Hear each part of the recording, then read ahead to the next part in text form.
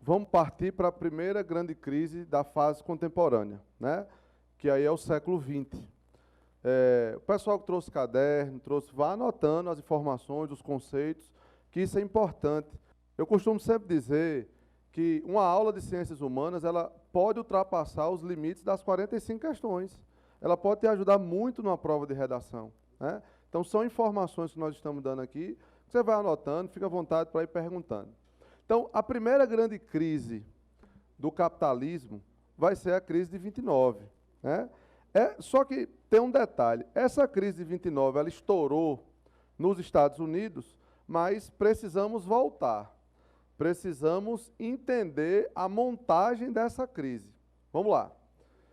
O mundo sai do capitalismo comercial. O mundo vai começar a abandonar o capitalismo comercial e algumas nações vão começar a migrar para o capitalismo industrial. A Inglaterra é a pioneira nisso, por uma série de fatores. E talvez o fator político tenha sido o primordial. Porque o que é que você tem que entender? Com a Revolução Francesa, você teve a ascensão de uma classe social denominada de burguesia. Entenda, o conceito marxista de burguês não é aquele que compra uma roupa boa, não.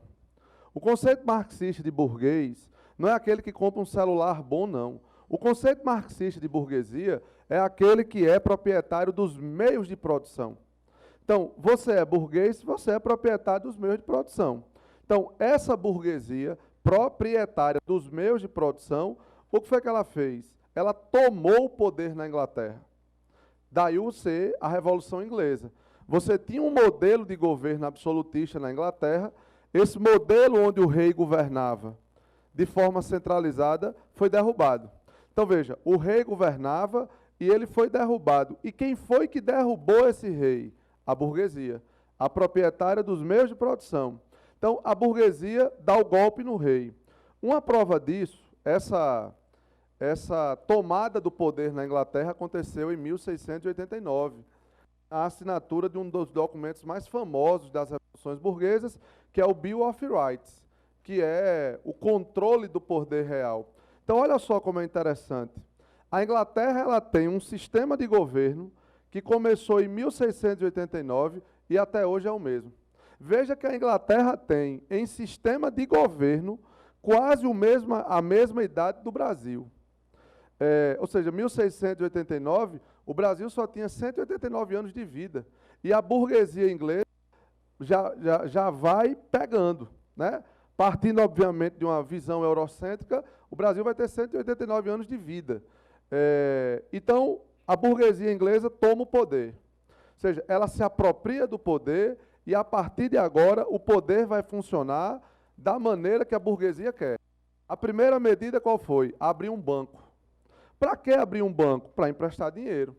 Emprestar dinheiro para quê? Para investir na fábrica. Então, a Inglaterra tinha ouro acumulado, vocês devem saber que uma das nações que mais ganhou dinheiro com a mineração brasileira foi a Inglaterra. Então, a Inglaterra tinha muitos dividendos guardados. Então, a burguesia monta um banco. Começaram a pegar dinheiro desse banco e a montar uma fábrica, montar fábricas. Aí vem o segundo passo, qual é? Precisamos de obra, precisamos de trabalhadores. Aí o que é que o governo faz? Sistema de cercamentos. Ele vai pegar praticamente o trabalhador da zona rural e vai jogar para a zona urbana. Vá-se embora, vá para lá. Então o cara se vê obrigado a migrar. Olha só como o Estado ele fez. O Estado emprestou dinheiro, o Estado criou um mecanismo aliado à burguesia dessa figura e morar na zona urbana. Obrigar essa figura da zona rural e morar na zona urbana é você fazer excedente de quê, pessoal? De mão de obra. Então, começa a Revolução Industrial. Bem, enquanto a terra estava sozinha, só ela tinha indústria, ela não tem concorrência. Se ela não tem concorrência, não tem problema nenhum por enquanto. Só que aí os séculos vão se avançando, e aí outras nações começam a se industrializar, e aí começa um processo muito forte chamado de concorrência. E aí, com a concorrência, obrigatoriamente você começa a ter um abalo nas suas vendas. Então, o que é que você tem que fazer? Baratear a produção. E uma das maneiras encontradas para baratear a produção é nessa foto aqui, ó. Você utilizar crianças. Eu uso criança para trabalhar e eu vou pagar a esta criança um valor menor. A produção vai ficar mais barata, mas o lucro meu aumenta. Veja, ele não vai pagar uma criança para o produto final estar mais barato só, não. Ele vai pagar uma criança para o lucro dele aumentar. Então, essa criança começa a trabalhar. E aí, usando as palavras de Raoni, qual era o sistema de segurança que essa criança tinha? Né? Porque, olhe bem essa cena desta foto. A criança não consegue trabalhar em pé, colocando os pés no chão. Ela sobe na máquina. Olha o risco disso aqui. E essa foto, qual é a consequência dessa foto? É essa imagem aqui do lado. É uma das imagens mais chocantes da Revolução Industrial. Isso aqui, gente, são crianças, todas elas aleijadas pelo processo fabril de produção. Então, é uma criança sem uma perna, é uma criança sem braço, é uma criança sem a mão. Você tem aqui, ó, um exército de crianças que perderam uma parte do seu corpo proveniente desse processo produtivo. Então, veja como o mundo está ficando mais complexo. Meu filho perdeu a perna por causa da fábrica. Eu sou explorado por causa da fábrica. Aí você coloca isso numa massa de pessoas. Você começa a ter choques de interesses. Começam a nascer as greves, o movimento ludista, o movimento cartista. Você começa a ver esse pessoal oprimido aqui por essas máquinas a começar a se organizar. Então, enquanto o capitalismo avançava na sede do lucro, você começa a ter contestação, você começa a ter várias contestações do ponto de vista do trabalho, a condição de trabalho. Essa semana que está acabando, né, foi marcada essa semana pelo Dia Internacional das Mulheres. O quanto que mulheres sofreram nessas fábricas, porque o valor agregado da mão de obra feminina era baixo também. O valor agregado da mão de obra da mulher era baixíssimo também. Ou seja, empregar uma mulher não é você acreditar que a mulher tem que trabalhar porque ela tem que ter o espaço no mercado de trabalho. Não. Esse tipo de discurso é um discurso extremamente populista, que pega, por exemplo, pega principalmente governantes. Eu vou trazer a mulher, eu vou tirar a mulher do seio materno, da casa, que é a concepção da época que a mulher tem que ter, para colocá-la para trabalhar, não por uma questão filosófica de achar que a mulher tem que trabalhar, mas é o valor da sua mão de obra agregada que é baixo. Então você pega a mulher, você pega a criança, e você pega o trabalhador mesmo, que sofria muito com as condições de trabalho. Resultado disso, choques. Várias greves começam a estourar, sindicatos começam a estourar, partidos comunistas começam a aparecer, ideias começam a surgir, socialismo utópico, socialismo científico, anarquismo. Ou seja, o século XIX é um século de choque, é um século de embates. A famosa era das revoluções. Né? Você vive uma fase de embates, você vive uma fase de choques. E é mais ou menos assim. Na Revolução Francesa, qual foi o choque? A burguesia com o rei. Na Revolução Industrial, qual vai ser o choque? O trabalhador com a burguesia. Então, o trabalhador com a burguesia está brigando. O trabalhador quer suas garantias. A burguesia quer diminuir. E veja que esse tipo de choque sempre vai acontecer num momento de crise. É só você pegar, por exemplo, o que nós vivemos agora. Você pega os dados da crise econômica, por exemplo, de venda de automóveis, caíram absurdamente no Brasil. Qual é a solução da fábrica? Demitir o funcionário. Colocar em férias coletivas.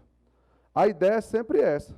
Então, esses embates provenientes do nascimento da Revolução Industrial, eles continuam até os dias de hoje. Eles continuam até os dias de hoje. E nesse momento de crise econômica que nós estamos vivendo, esses embates eles aumentam cada dia mais.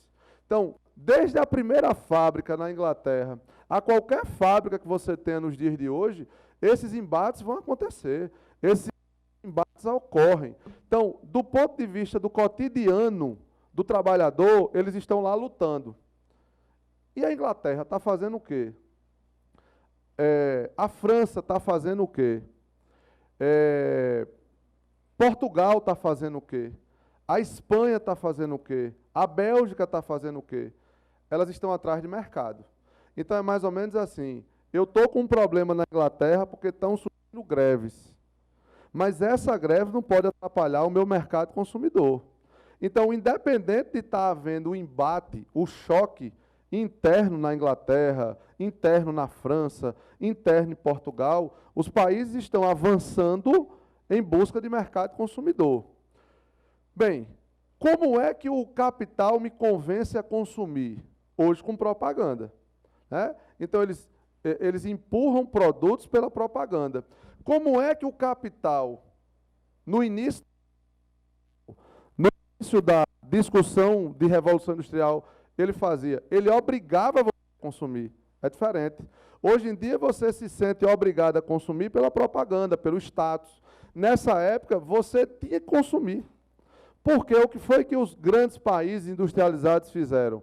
Repartiram, partilharam. Vamos olhar esse mapa com muito cuidado. Olha bem a África. Olha bem a África. E vamos olhar daqui, Grã-Bretanha. Olha só a parte que pertence da África à chamada Grã-Bretanha e Inglaterra. Isso aí, gente, não é livre concorrência não, viu? Isso aí não é livre concorrência. Isso aí é você empurrar o consumo. Até porque a Inglaterra pega aqui, por exemplo, a África do Sul, pega aqui, por exemplo, a Nigéria, e ali só a Inglaterra entrava. Então não tem livre concorrência. Você é obrigado a consumir. Vamos pegar aqui a França. Olha só o tamanho que a França pegou nessa partilha do continente africano. Olha só a parcela francesa da África. Isso porque nós estamos falando da África. Vá para a Ásia, que você vai ver o mesmo tipo de fenômeno. E se você vier para a América, você vai começar a ver os tentáculos do capital americano aparecendo. Ou seja, a Revolução Industrial que a Inglaterra sofreu, os Estados Unidos também vai passar por isso. Até porque a burguesia americana também vai tomar o poder nos Estados Unidos em 1776. Então está aqui, ó, o processo que você chama de imperialismo. Então, passada essa fase imperialista, qual foi a maior consequência do imperialismo? A Primeira Guerra Mundial. A Primeira Guerra que é mundial, mas que é na Europa, né? A Primeira Guerra que é mundial, mas que se restringe ao território europeu, e o início, o desenvolvimento da guerra, a conclusão da guerra é bem europeia. Bem, durante a Primeira Guerra Mundial, os países europeus em briga, o que foi que aconteceu? O capital norte-americano foi extremamente esperto.